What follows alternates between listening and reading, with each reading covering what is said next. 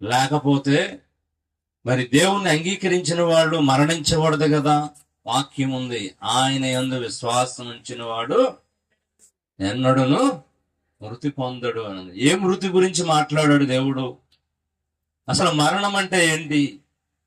మరణము అనేది మనుషుల మీదకి ఎందుకని వచ్చింది?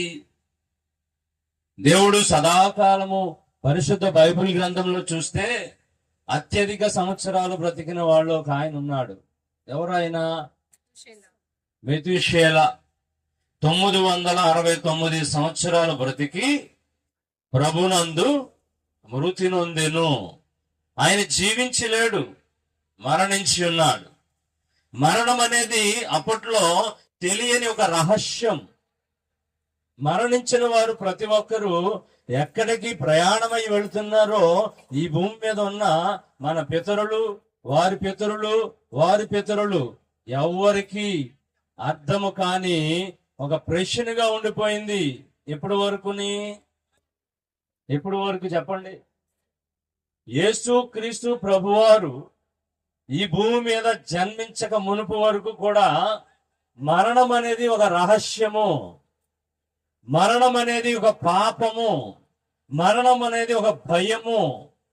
ఏ మనిషి అయినా దేనికి భయపడతారు చెప్పండి? అందరు చెప్పాల ఏమ్మా? మరణానికే భయపడతారు, దేనికి భయపడరు. ఇప్పుడు మరణానికి కూడా భయపడట్లేదు. ఇప్పుడు మరణానికి భయపడుతున్నారా?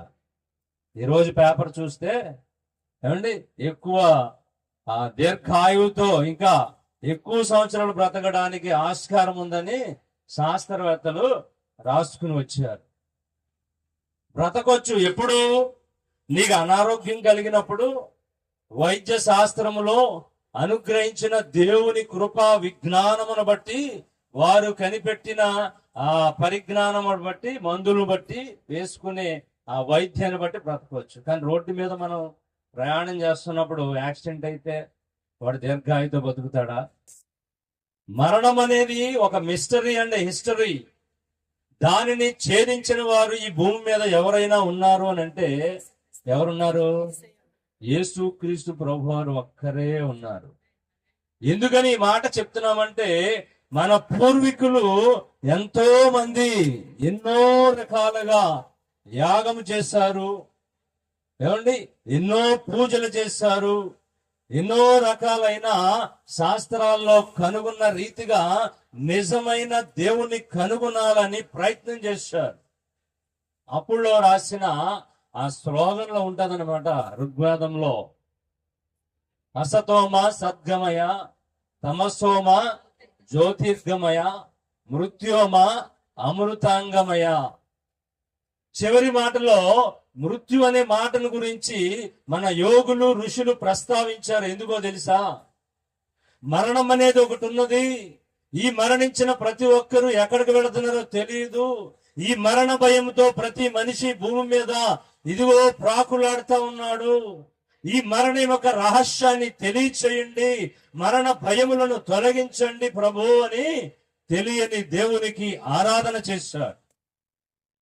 అప్పటికి నిజ దేవుని ఎవరో వారు గుర్తుపెట్టక సూర్య ఆరాధనలో ఏకీభవించి వారు స్తోత్రాలు చెల్లించారు. అప్పుడు కనుగొన్న దేవుని యొక్క వాక్యము, అప్పుడు ఇంకా పరిశుద్ధ బైబిల్ గ్రంథము రాయబడక మునుపు దేవుడు యెహోవా దేవుడుగా ఉండి ఈ భూమి మీద అనేక మంది ఆ యొక్క తరాలని పుట్టించి మళ్ళీ మరణమైపోతున్నారు. వారికి అర్థం కాలేదు. దేవుని పిల్లలకు కూడా మరణము అర్థం కాలేదు. భయము కలుగుతా ఉన్నది. అయ్యో నేను మరణిస్తాను. మరణ భయముతో ప్రతి మనిషి ఈ భూమి మీద ప్రయాణం చేస్తున్నాడు. మరణ భయాన్ని పోగొట్టుకోవడానికి ఏమండి అపోస్తులైన పౌలు గారు ఒక మంచి మాటను చెప్పాడు. చూడండి, తెస్సలోని రాసిన మొదటి పత్రిక 4వ అధ్యాయము 5వ అధ్యాయము చూడండి. సహోదరులారా, మీరు నిరీక్షణ లేని ఇతరుల వల్లే కాకుండా మీరేం చేయాలంట? నిరీక్షణ లేని ఇతరుల వలె మీరు దుఃఖపడకుండుట నిమిత్తము నిద్రించిన వారిని గురించి మీకు తెలియకుండుట మాకు ఇష్టం లేదు. హల్లెలూయా. నిద్రించారా, మరణించారా? యేసుబాబు నిద్రించాడా, మరణించాడా? చెప్పండి అమ్మా. నిద్రించారని కొంతమంది, ఇంకా మరణించారన్న వాళ్ళు ఎంతమంది ఉన్నారు? ఆయన మరణించలేదు, ఆయన నిద్రించారు. యేసు క్రీస్తు ప్రభువారు రాకముందు మరణం అనేది ఒక మిస్టరీ. అది ఛేదించడానికి ఎవరు సాధ్యము కాలేదు. ఎవరు కూడా మరణ రహస్యాన్ని చెప్పిన గ్రంథం ఏది లేదు. ఎప్పుడు ఈ యొక్క మరణం యొక్క మిస్టరీని క్లియర్ చేసింది అంటే సముచితమైన జ్ఞానాన్ని, ఆదరణను, ఆ మరణం మీద విజయాన్ని తెలియజేసిందంటే యేసు క్రీస్తు ప్రభువారైన ఈ భూమి మీదకి వచ్చి ఆయన 33.5 సంవత్సరాలు ఈ భూమి మీద పరిచర్య చేసి ఆయన రక్తమాంసాలు పొదిగింపబడి మన మధ్యన తిరిగి పరిచర్య చేసి అనేక మందిని రక్షించి మరణంలో ఉన్న వారిని లేవనెత్తి, రోగంలో ఉన్న వారిని బాగు చేసి, కుంటి వారిని లేవనెత్తి, మోగవారికి వాక్కునిచ్చి ఎన్నో అద్భుత ఆశ్చర్యాలు, కార్యాలు చేసి ఆయన మృతి పొంది అంటే నిద్రించి తిరిగి లేచాడు. అపోస్తులైన పౌలు గారు తెసలోని సంఘములో, నేడు మన సంఘముగా కూడినాం కదా ఇక్కడ, ఇలాగనే అపోస్తులైన పౌలు గారు పరిచర్య చేస్తున్నప్పుడు ఒక సంఘం ఉన్నది. ఆ సంఘములో కూడా మరణము గురించి లేదా నిద్రించుచున్న వారి గురించి అనేక మంది వారి యొక్క విశ్వాసములను కోల్పోతున్నారు. ఇందాక డిఎల్ మోడీ గారు చెప్పినట్లుగా అండి, దైవజనులు మోడీ గారు చెప్పారు, మరణము అంటే వారు ముందు ఐదవ కుటుంబంలో నుంచి రక్షించబడ్డారు. యేసు క్రీస్తు నిజమైన దేవుడని ఎరిగి, యేసు క్రీస్తు ప్రభువారు రక్షకుడని ఎరిగి, యేసు క్రీస్తు ప్రభువారు మృతి పొంది లేచారని విశ్వసించి వారిని తెలుసుకుని అంగీకరించి ముందుకు సాగుతూ ఉన్నారు భక్తిలో. వారి పాపాలన్నీ క్షమించబడినవి. వారు బాప్తిస్మము పొంది సంఘ పరిచర్యలో, సంఘ సహవాసములో, రొట్టె విరుచుట యందు పాలు పంచుకొని అనేక మందికి మాదిరికరంగా నడుస్తా ఉన్నారు. ఇటువంటి సందర్భంలో ఆయన నిద్రించారు ప్రభునందు. ఇటువంటి సమయంలో ఏమంటారు లోకులు, ప్రక్కవారు, దేవుని తెలియని వారు, దేవుని ఎరగని వారు, దేవుని తెలుసుకున్న వారు కూడా అంటారు ఒకే మాట. ఏమనంటారు? ఎందుకు ఇలాగా జరగాలి? జరిగింది కాదు, ఎందుకు ఇలా జరగాలి? భక్తిలోను, విశ్వాసంలోను, సంఘ పరిచర్యలోను, ఏమంటే ప్రార్థనలోను నిలకడగా ఉండి సాగుచున్న వ్యక్తి అడగొచ్చు మనము. దేవుడు ఒకటి కోరుకుంటాడు, ఎంతకాలం ఉన్న ఈ లోకము అశాశ్వతమైనది కాబట్టి శాశ్వతమైన నా దగ్గర నివాసము చేయడానికి నిద్రించుచున్న వారు ఎవరు? వాళ్ళు ఇప్పుడు నిద్రిస్తున్నారు. ఎవరు? మరణం అనేది ఎప్పుడో తెలుసా? యేసు క్రీస్తు ప్రభువారు రెండో రాకడ వచ్చిన తర్వాత ఆయన మరణించిన వారిని మొదటగా లేపుతాడు. ఏమండి? సమాధిలో నుంచి పాతి పెట్టబడిన వారు, తర్వాత సముద్రములో మరణించిన వారు, ఆకాశములో మరణించిన వారు, అనేక రీతిలుగా మరణించిన వారిని ముందు ఆయన అందరినీ లేపుతాడంట. తర్వాత భక్తి విశ్వాసములో కొనసాగించబడుతూ రక్షించబడి బాప్తిసం పొంది యేసు క్రీస్తు నామమును అంగీకరించిన వారు శరీరముతోనే లేపబడతారు. ఇది క్రైస్తవుల యొక్క ముఖ్య విశ్వాసము. దేవుడు చెప్పిన నిబంధన, నూతన నిబంధన. ఈ నిబంధన కొరకు మనము అందరము ఎదురు చూస్తున్నాము. ఆ ఎదురు చూపులో మనకంటే ముందు ఒక అడుగు ముందుకు వేసిన వ్యక్తి ఎవరు? యేసురాజు, యేసు రత్నం అనే యేసురాజు గారు. ఈయన ఇప్పుడు ఎక్కడ ఉన్నారు? ఈయన ఎక్కడున్నారని నమ్ముతున్నాము? ఆయన నిద్రించారు. ఆయన ఆత్మ మాత్రము పరదేశులో ఉంది. ఎక్కడుందండి? పరలోకంలో కాదు, పరదేశులో ఉంది. ఎందుకు పరదేశు గురించి చెప్తున్నామంటే, ఇది ఏ దినాలండి ఇవి? మన ఈ భూమి మీద ప్రపంచం అంతా కూడా ఏ దినాలు పాటిస్తాయి? శ్రమకాల దినాలు, సిలువ ధ్యానాలు. యేసు క్రీస్తు ప్రభువారు సిలువకు అప్పగించబడి తిరిగి లేచిన రోజులను జ్ఞాపకం చేసుకుని, పూర్వము పెద్దలు అందరూ ఏం చేశారంటే, ఆయన ఈస్టర్ అంటే పునరుద్ధానుడై తిరిగి లేచిన ఆదివారాన్ని లెక్క కట్టి 40 దినాలను ముందు నిర్ణయించి ఈ కార్యక్రమాలు మొదలు పెడతా ఉంటారు. ఏ దినాలు ఇవి? శ్రమ దినాలు అంటారు. ఎవరికి శ్రమ దినాలు? ఎవరికి చెప్పండి? యేసుక్రీస్తు ప్రభు వారిక. ఎవరికి శ్రమ దినాలు?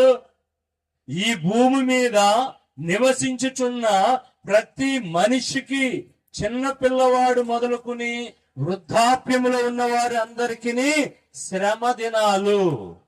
ఈ భూమి మీద నివసించే ప్రతి ఒక్కరూ ఒక రోజు సంతోషము, ఒక రోజు దుఃఖము, ఒక రోజు సంతోషము, ఒక రోజు రోగము, ఒక రోజు సంతోషము, ఒక రోజు కన్నీళ్లు లేకుండా ఎవరైనా ఉన్నారా?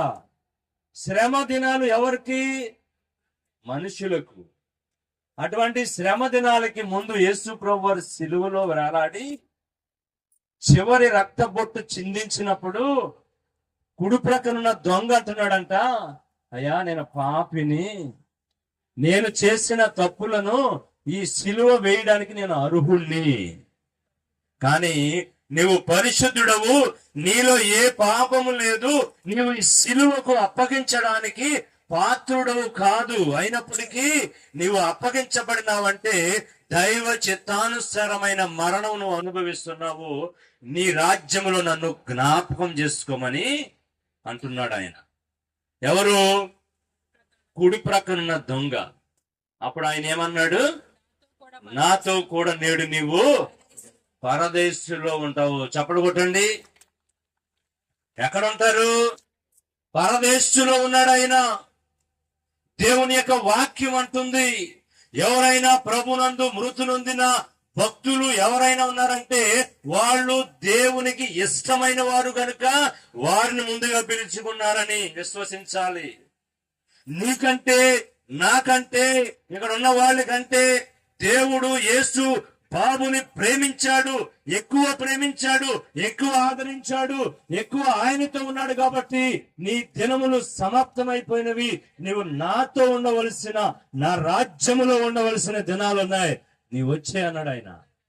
హల్లెలూయా, హల్లెలూయా. మనమేమో ఇంకా ఆయనకి ఇష్టంగా లేమేమో. నా ప్రియమైన వారులారా, ముందుగా కొనుక్కోబడుతున్నారంటే దేవునికి ఇష్టమైన వారు మాత్రమే పరదేశులో చేరతారు. కీర్తన గ్రంథం చూడండి, 116వ కీర్తన. చక్కని మాటలు రాయబడి ఉంటాయి. 116వ కీర్తన 9వ మాట చూడండి. సజీవులున్న దేశములో యెహోవా సన్నిధిని నేను కాలము గడుపుదును. ఏ దేశం అంటది? ఈ భూమి మీద సజీవులు ఉంటారా? ఎప్పటికీ జీవించి ఉన్నవారు ఈ భూమి మీద ఉన్నారా? 100 సంవత్సరాలు.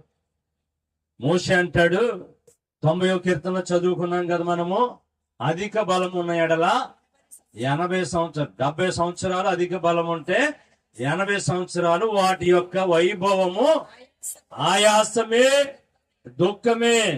నువ్వు 80 సంవత్సరాలు బ్రతికినా, 70 సంవత్సరాలు బ్రతికినా చివరికి వాటి యొక్క వైభవం ఎలాంటిదంట? ఆయాసాన్ని కలిగిస్తుంది, దుఃఖాన్ని కలిగిస్తుంది, బాధను మిగిల్చుంటుంది. కానీ ఎవరు సంతోషముగా మృతి పొందినా మృతులు లేరు.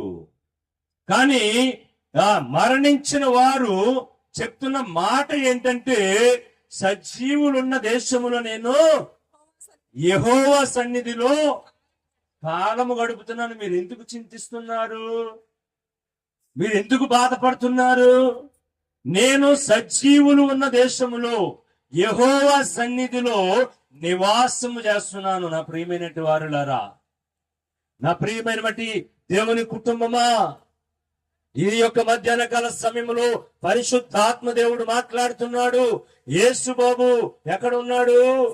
సజీవులు ఉన్న దేశము, అది యెహోవా సన్నిధి, అది దేవుని యొక్క రాజ్యములో ఆయన చిరకాలము నివాసం చేయడానికి వెళ్ళాడు. అశాశ్వతమైన నివాసము కొరకు వెళ్ళలేదు ఆయన. ఆ నివాసాలు ఎక్కడున్నాయంట? యోహాను సువార్తలో చక్కగా రాయబడి ఉంటాయి. నేను వెళ్ళి మీ కొరకు స్థలమును సిద్ధపరుస్తాను. నా తండ్రి ఇంట అనేకమైన నివాసములు కలవు, లేని ఎడల నేను నీతో చెప్పుదునా? ఉన్నాయా లేవా? నా తండ్రి ఇంట అనేకమైన నివాసాలు ఉన్నాయి. మన ఇల్లు ఇది కాదు, మన యొక్క లోకం ఇది కాదు, మన యొక్క రాజ్యం ఇది కాదు. మనము యాత్రికులము. ఈ లోకంలో ఎవరు? మనము యాత్రికులము. మనము ఈ యాత్రలో మజిలీ చేసుకుంటూ వెళతాం. మొట్టమొదటిగా బాల్య దశలో ఉంటాం. బాల్య దశలో చేయవలసిన పనులు దేవుడు అవకాశం ఇచ్చి, దేవుడు ప్రేమించి, దేవుడు తన శక్తినిచ్చి, తన ఆత్మనిచ్చి, తన యొక్క జీవాన్నిచ్చి పోషిస్తే బాల్యము సక్రమముగా ముందుకు వెళుతుంది. బాల్యకాలంలో అనేక మంది మరణిస్తా ఉన్నారు. మరి వాళ్ళకి ఏం చేయాలి? వాళ్ళని ఎందుకు పుట్టించి ఎందుకు తీసుకుంటున్నాడు దేవుడు?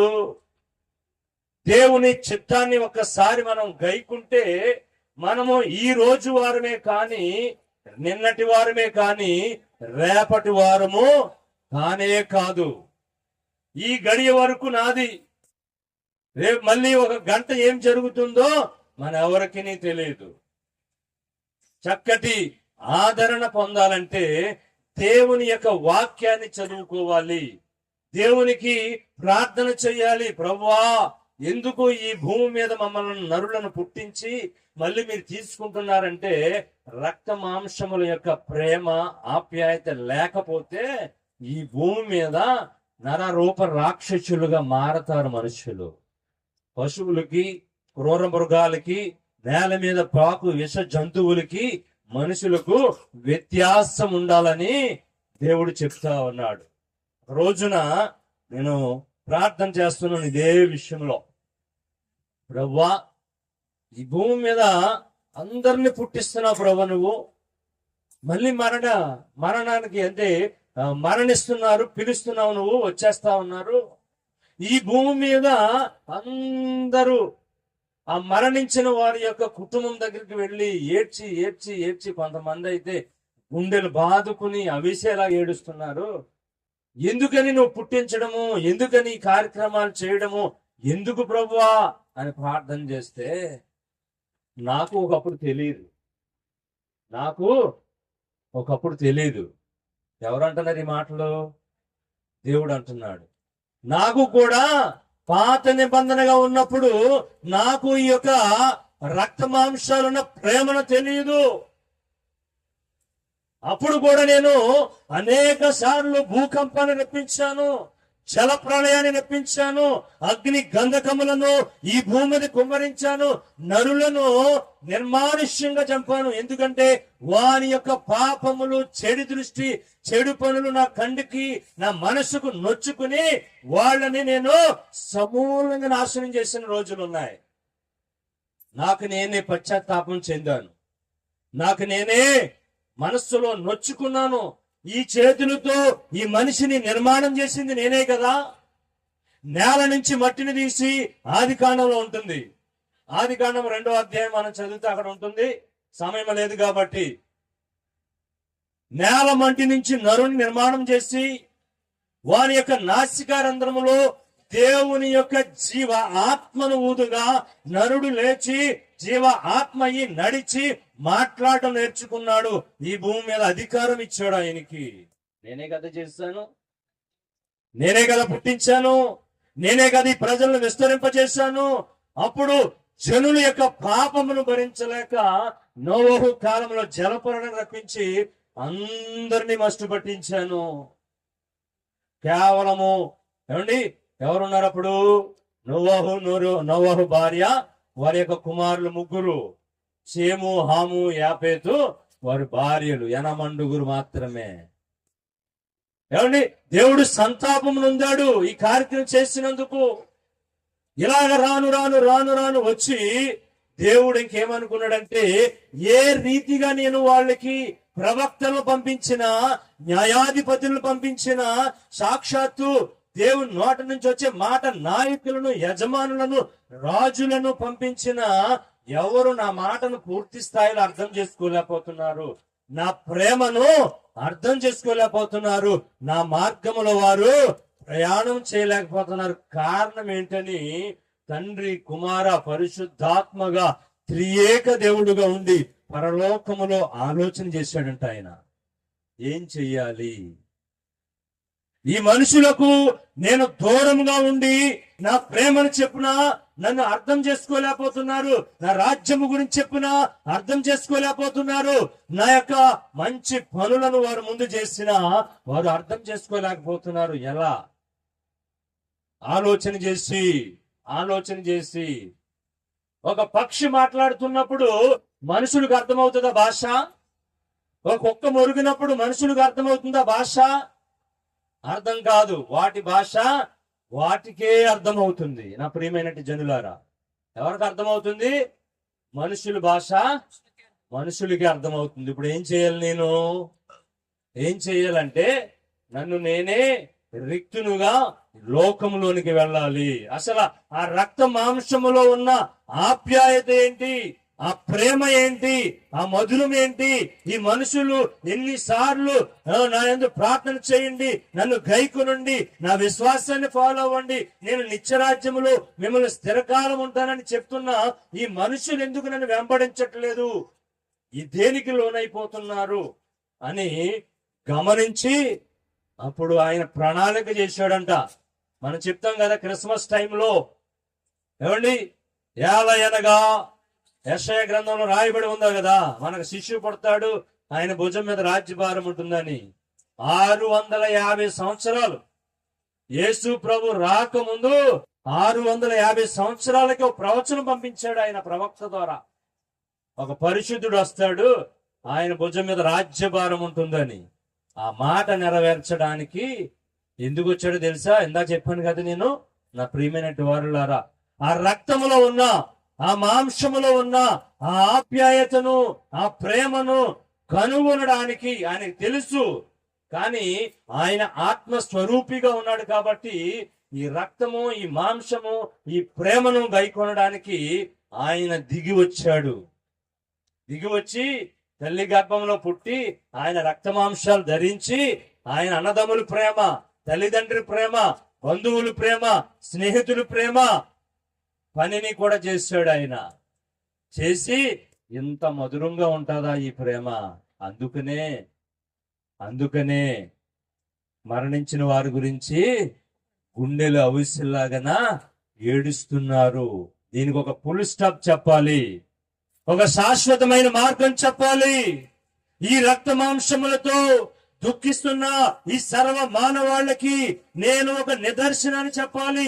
వీరు మరణిస్తున్న వారు, పూర్వకాలంలో మరణించిన వారు, వారు విజ్ఞాపన చేసిన మరణము నుంచి జీవములోనికి ఒక ముక్తి మార్గాన్ని, మరణించిన వారందరూ కూడా సజీవులున్న దేశములో నా వద్ద చిరకాలము నివాసము చేయడానికి ఒక మార్గమును వేయాలి అని ఆయన ఒక తలంపు కలిగి, నా ప్రియమైనటి వారులారా, యేసు ప్రభువారే లోకానికి వచ్చి తల్లి ప్రేమను అనుభవించాడు, తండ్రి ప్రేమను అనుభవించాడు, తన అన్నదమ్ముల ప్రేమను అనుభవించాడు, అక్క చెల్లుల ప్రేమను అనుభవించాడు, అందరి ప్రేమను అనుభవించాడు.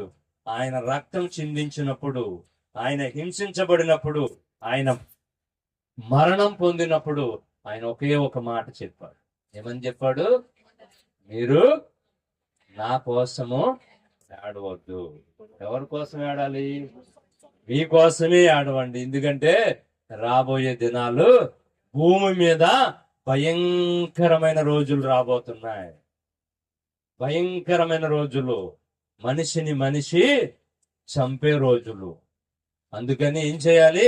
ఆయనకి తెలియదా ఈ ప్రేమ? నువ్వు ప్రశ్నించడానికి వీలు లేకుండా, నీవు అడగడానికి, మరి డిమాండ్ చేయడానికి, నువ్వు నిలదీసి అడగడానికి తావు లేకుండా ఆయన ఈ లోకంలోనికి వచ్చి ఆయన ప్రేమించి ప్రేమను పొందుకుని తల్లి ప్రేమ, తండ్రి ప్రేమ మనకంటే ఎక్కువగా ఆయన అనుభవించారు. ఏమండి, యేసుబాబు అయితే మరి ఆ కరెంట్ షాక్ వల్ల పిలుచుకోబడ్డాడు దేవుడు. ఆయా సందర్భాల్లో ప్రయాణం చేసినప్పుడు కొంతమంది పిలువబడతా ఉంటారు. ఆకాశంలో ప్రయాణం చేసినప్పుడు కొంతమంది పిలువబడతారు. మనము నిరీక్షించవలసింది ఏంటో తెలుసా? ఒక కుమారుడు ఉన్నాడు, కుమార్తె గీతిగా ఉన్నది, అక్క ఉన్నది, మరి వారి తల్లి గారు ఉన్నారు, మరి యేసుబాబు గారు అత్తమామలు, మరి మా తమ్ముడు శ్రీను, వీళ్ళందరూ చేయవలసిన కర్తవ్యం ఏంటో తెలుసా?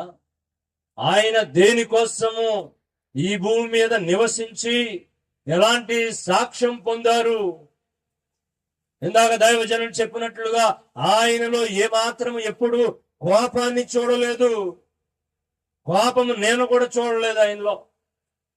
యేసు అంటే సార్ అని వచ్చేవాడు. యేసు బాబు ఈ పని చేయాలి అంటే అలాగే సార్ రేపొద్దని చేసేద్దాం. చిన్న పని తేడా వచ్చి కోపం పడినా ఎప్పుడు అతను కోపం అనేది నేను చూడలేదు. చిన్న పిల్లవాని యొక్క మనస్సు కలిగిన వ్యక్తి. అలాంటి వ్యక్తి దేవునికి ఇష్టముగా జీవించే ప్రతి ఒక్కడు ఏమవుతాడు? ఆయన సజీవులున్న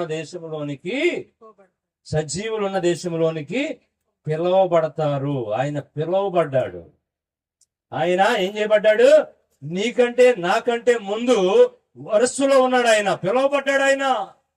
ఆయన యేసు క్రీస్తు ప్రభువారు మృతి పొంది తిరిగి లేచెనని విశ్వసించి ఆయన రాబోతున్నప్పుడు, ఆయన మొదట మృతి పొందిన మృతులను వెంట పెట్టుకుని వస్తున్నప్పుడు, నీవు నేను ఆయన నిజంగా ప్రేమిస్తే, నీవు నిజంగా యేసుబాబుని చూడాలనుకుంటే, అత్తమామలైనా, వారి తల్లి గారైనా, వారి సతీమణి అయినా, వారి కుమార్తె కుమారుడైనా, ఈ లోకంలో బంధుమిత్రులు ఎవరైనా సరే ఆయనను చూడాలంటే ఒక నిరీక్షణ కలిగి ఉండాలి.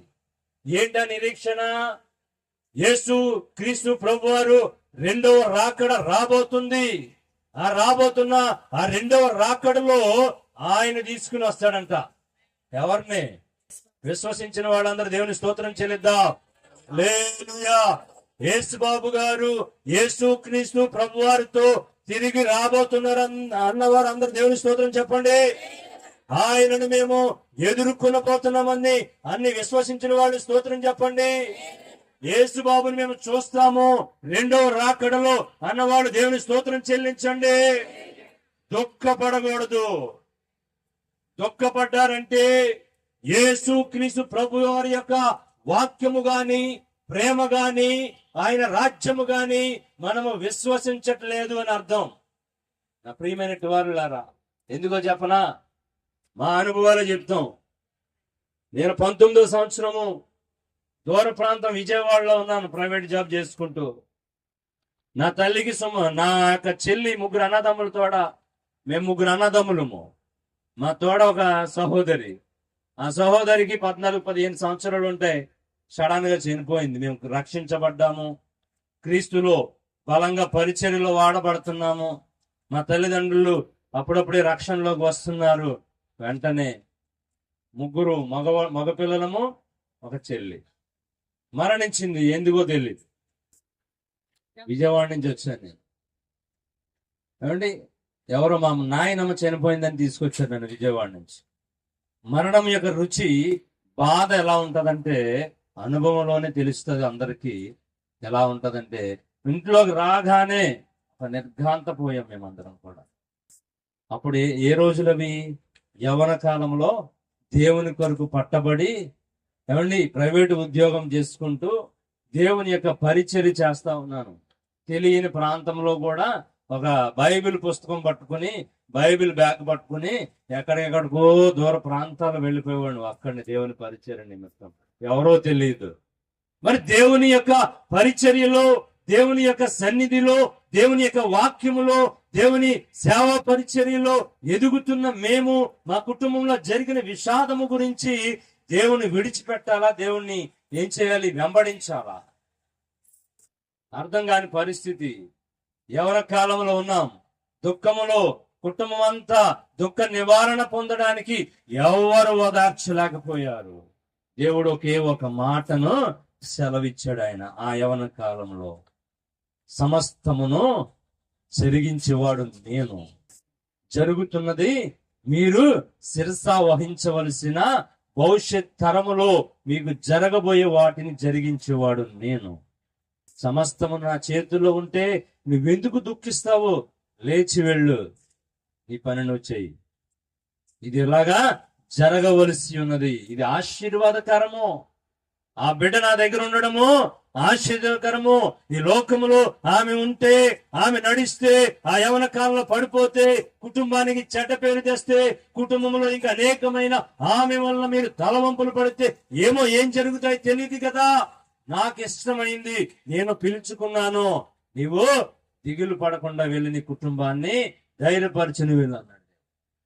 నా ప్రియమైనటువంటి వారులారా, 2022-23 నా తండ్రి గారు మరణించారు. నా తండ్రి గారు మరణించినప్పుడు నేను అప్పటికే క్రిస్మస్ సందేశములకు వాక్యాలు చెప్పడానికి డేట్లు ఇచ్చేస్తున్నాను. నా తండ్రి గారు మరణించారు డిసెంబర్ 20న. అప్పటికి 21 నైట్ వాకింగ్ చెప్తాకి వెళ్ళాలి పశ్చిమ గోదావరి జిల్లా. ఎవరైనా వెళ్తారా వాకింగ్ చెప్పడానికి? తండ్రి చనిపోయాడు నిన్న, ఈరోజు వాకింగ్ చెప్పడానికి వెళ్ళాలా? అక్కడ అనుకున్నారంట వాళ్ళందరూ ఈరోజు దైవజనులు రారేమో అని అక్కడ దైవజనులు వేరే దైవజనుల్ని రమ్మని ఆహ్వానించారు. నేను వెంటనే ఫోన్ చేసి, అయ్యా నేను బయలుదేరి వస్తున్నాను, దేవుని యొక్క పని చేయడానికి నన్ను మమ్మల్ని పిలుచుకున్నాడు, లోకంలో నుంచి ఏర్పాటు చేసుకున్నాడు.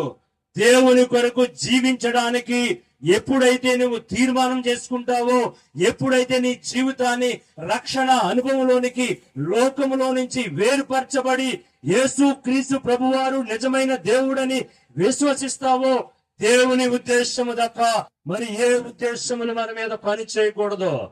హల్లెలూయా, హల్లెలూయా. బయలుదేరాను. తండ్రి చనిపోయాడు, నిన్న చనిపోయిన రోజైతే ఈ రోజు రాత్రికి వెళ్ళి బలమైన దేవుని యొక్క వాక్యాన్ని అందించినాం. ఎందుకో తెలుసా? యేసు క్రీస్తు ప్రభువాన్ని వెంబడించుచున్న 12 మంది శిష్యులు వెళ్ళిపోతా ఉన్నారంట. వెళ్ళిపోతా ఉంటే నేను కూడా అప్పుడు ప్రార్థన చేశాను, ప్రభువా లోకం గురించి, లోక మాలిన్యం గురించి నీకు తెలుసు, నీ గురించి నాకు తెలుసు, నేనేం చేయాలి ప్రభువా?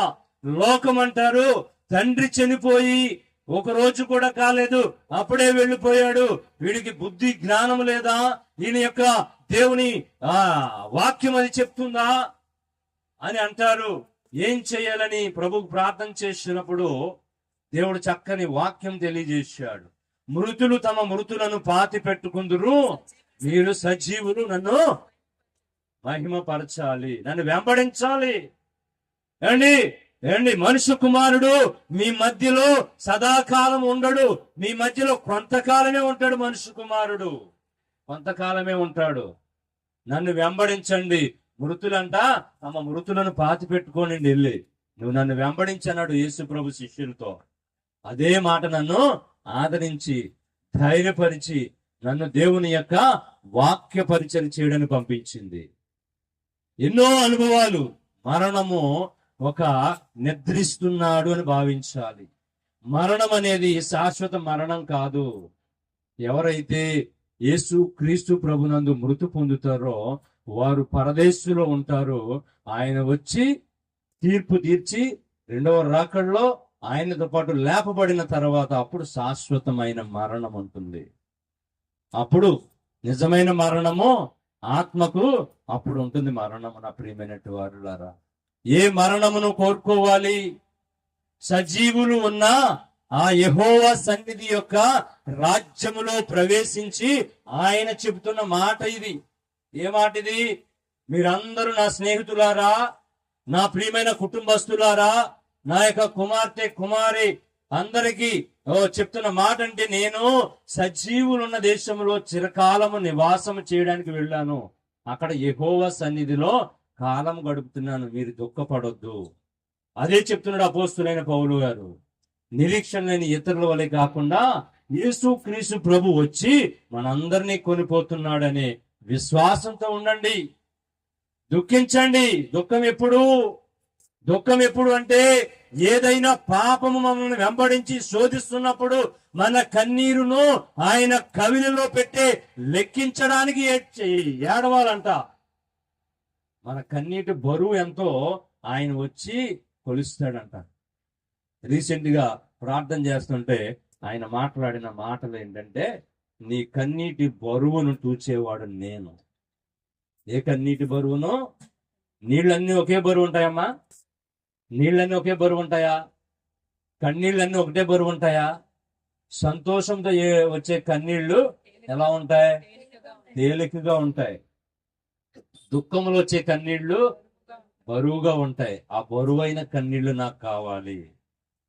ఆ బరువైన కన్నీళ్లతో నా పాదాలు కడగండి. ఒక రోజున బరువైన కన్నీళ్ళు ఒక ఆమె నా పాదాలు కడిగింది. ఆమె ఇదిగో పరలోక రాజ్యమును స్వతంత్రించుకుని ఈ పరిశుద్ధ బైబిలు జీవ గ్రంథములు ఆమె పేరును లిఖించుకుంది. నీ పేరు నా పేరు జీవ గ్రంథములో దేవుని యొక్క సముఖములో లిఖించబడాలంటే, ఇదిగో నువ్వు ఏదైతే దుఃఖముతో ఉన్నావో, ఏదైతే వేదనలో ఉన్నావో, ఏదైతే శోధనలో ఉన్నావో, ఏదైనా ఆ దుఃఖం అనే కన్నీళ్లు, బరువైన కన్నీళ్లను దేవుని యొక్క పాదాల దగ్గర కారిస్తే ఆ బరువైన కన్నీళ్లు ఆయన బుడ్డిలో పట్టి వాటికి నిన్ను ఆశీర్వాదకర్తగా చేస్తాడు. పరలోక రాజ్యమునకు మనల్ని కూడా స్వతంత్రునిగా చేస్తాడు. నా ప్రియమైనటు వారులారా, ఈ యొక్క మధ్యాహ్న కాలం సమయంలో నా మాటలు నేను ముగిస్తున్నప్పుడు ఇక్కడ ఎంతమంది యేసు క్రీస్తు ప్రభు వారి యొక్క రక్షణ అనుభవంలో ఉన్నారో వాళ్ళందరూ గమనించవలసింది ఏంటో తెలుసా? ప్రభు త్వరగా రాబోతున్నాడు. నీతిమంతులు కొనుపోబడము ఆయన దృష్టికి విలువైనది. ఏమండి, యెహోవా భక్తుల మరణము ఆయన దృష్టికి విలువైనది. విలువైన వారు కొనుపోబడుతున్నారు భూమి మీద. అంటే మనం అర్థం చేసుకున్నది ఏంటి తెలుసా? దేవుడు త్వరగా వస్తున్నాడంటే ఆయన రాకడ రాజ్యములో మనం ప్రవేశించాలంటే ఒక అర్హత కావాలి. ఏంటి అర్హత అంటే, ప్రతి ఒక్కడు నమ్మి బాప్తిస్మము పొందాలి, నమ్మి రక్షణ పొందాలి. నమ్మని వానికి శిక్ష విధించబడుతుందని దేవుని ఒక వాక్యము ఖచ్చితంగా చెప్తుంది. నా ప్రియమైన వారులారా, రక్షణ లేని నా ప్రియ సహోదరి సహోదరులారా, యేసు క్రీస్తు నామములో ప్రేమతో చెప్తున్నాము. యేసు క్రీస్తు నిజమైన దేవుడు. ఆయన రక్షణలో రండి, పరలోక రాజ్యమును స్వతంత్రించుకోండి. ఎందుకు ఈ మాటలు చెప్తున్నామంటే, మరణము యొక్క అంచులను, మరణము యొక్క టురులను, మరణకు ముళ్ళును విరిచిన యేసు క్రీస్తు ప్రభువారు ఒక్కరే లేచి జయించి తిరిగి మన మధ్యలో సజీవుడిగా రాబోతున్నాడు. కాబట్టి ఒకప్పుడు ఈ మరణము శాపము, ఒకప్పుడు ఈ మరణము పాపము, ఒకప్పుడు ఈ మరణము దుఃఖము. నేడేమంటున్నాడు తెలుసా? మీరు దుఃఖపడొద్దు, మరణం అనేది ఆశీర్వాదకరము. మరణం అనేది దేవుని రాజ్యము కొరకు ఏర్పాటు చేయబడినది. నిద్రిస్తున్నాడు కానీ వారు మరణించలేదు. మరణం అంటే ఇదిగో తీర్పు తీర్చబడి రెండవ రాకడ అయిన తర్వాత శాశ్వతమైన మరణం ఉంటది. అప్పుడు నిత్య జీవమా నిత్య నరకమా ఏది కావాలో నిర్ణయించుకోవడానికి మీకంటే ముందుగా మీ ప్రియులు, మీ సహోదరులు, మీ తల్లిదండ్రులు, మీలో ఉన్నవారు ఒక్కొక్కరిని పిలుస్తున్నానంటే మీరు అర్థం చేసుకోవాల్సింది ఏంటో తెలుసా? ఈ భూమి మీద మీ క్రియలను మీరు, మీ దినములను మీరు లెక్కించడం నేర్చుకోనండి. మన దినాల్ని మనం లెక్కించడం నేర్చుకోవాలి. ఈ దినము ఎలా జీవించాను, ఈ దినము ఏదైనా పాపము చేశానా, ఈ దినము ఎవరికైనా అన్యాయం చేశానా, ఎవరి మీదైనా దుష్ప్రచారం చేశానా, ఏ దినమునకు ఆ దినము సరిగిపోయిన పరిశుద్ధతను సంతరించుకుని దినాల్ని లెక్కించుకోవాలంట. దినాల్ని అపోస్తులైన పౌలు గారు అదే చెప్తున్నాడు. మేము క్రీస్తు యేసును విశ్వసించి మేము చెప్తున్న ఈ మాటలను, ఇదిగో మరణము మమ్మల్ని వెంబడించిన, మరణం మమ్మల్ని వచ్చి ఇక్కడ మరణింపజేసిన, మేము క్రీస్తు కొరకు హతసాక్షులుగా మార్చబడతాము, కానీ మా దేవుని నామాన్ని మేము ప్రకటించకుండా ఉండలేము. ఎందుకు చెప్పారు ఈ మాటలు? వాళ్ళు గుర్తుపట్టారు, యేసు ప్రభు రాజ్యము శాశ్వతమైనది, మరణం అనేది ఆశీర్వాదకరమైనది, మరణం అనేది దీవెనకరమైనది, మరణం అనేది మనుషులందరి మీదకి వచ్చినది. అది ఎవరు ఆశీర్వాదం పొందుకుంటారు, ఎవరు శాపకరమైన మరణం పొందుకుంటారో అది మన చేతిలోనే ఉంది. మన దినాల్ని మనము దేవుని సన్నిధిలో లెక్కించి గడపడం నేర్చుకోండి. అందరూ కూడా రక్షణ పొంది దేవుని యొక్క రాజ్యానికి వారసులు కావాలని తెలియజేస్తున్నాను. ప్రార్థన చేసుకుందాం. ప్రార్థన. అందరూ లేచి నిలిచినట్లయితే, ఇప్పటి వరకు కూర్చున్నారు కదా.